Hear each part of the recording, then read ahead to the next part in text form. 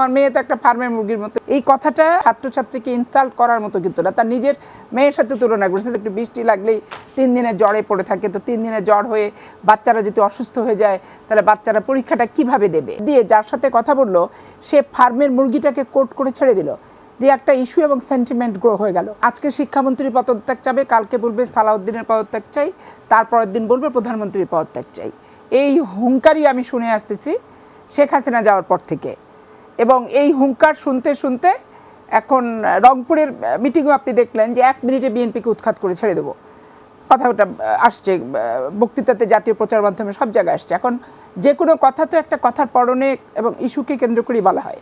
এখন শিক্ষামন্ত্রী মিলন সাহেব যার সাথে কথা বলেছে, এই কথাটা আপনি ভালো করে শুনে দেখেন, ছাত্রছাত্রীকে ইনসাল্ট করার মতো কিন্তু না, তার নিজের মেয়ের সাথে তুলনা করেছে যে আমার মেয়ে তো একটা ফার্মের মুরগির মতো, একটু বৃষ্টি লাগলেই 3 দিনে জ্বরে পড়ে থাকে, তো 3 দিনে জ্বর হয়ে বাচ্চারা যদি অসুস্থ হয়ে যায় তাহলে বাচ্চারা পরীক্ষাটা কিভাবে দেবে। এটা কিন্তু সে একটা উদ্বেগ প্রকাশ করছে। এখন এইখানে সব কিছু বাদ দিয়ে যার সাথে কথা বললো সে ফার্মের মুরগিটাকে কোর্ট করে ছেড়ে দিল, দিয়ে একটা ইস্যু এবং সেন্টিমেন্ট গ্রো হয়ে গেল। এবং আমার তো মনে হয় যার সাথে কথা হয়েছে সে খুব সুপরিকল্পিতভাবেই কথাটা বলেছে এবং এটাকে একটা ইস্যু দাঁড় করানোর জন্যই কথাটা বলেছে। এখন যাই হোক, একটা কথার ভাঁজ দেখলেও, ভাব দেখলেও কিন্তু বোঝা যায় যেটা স্বাভাবিক কথা না ইনসাল্টিং কথা। তারপর একটি বিষয় আপা বলবেন, এর আগে কিন্তু আমরা দেখেছি বাংলাদেশের রাজনীতিতে যে কোনো একটা বাচ্চা মারা গেছে তখন তৎকালীন সময় কোনো একজন দায়িত্বপূর্ণ মন্ত্রী তিনি বলেছেন যে আল্লাহর মাল আল্লাহ নিয়েছে।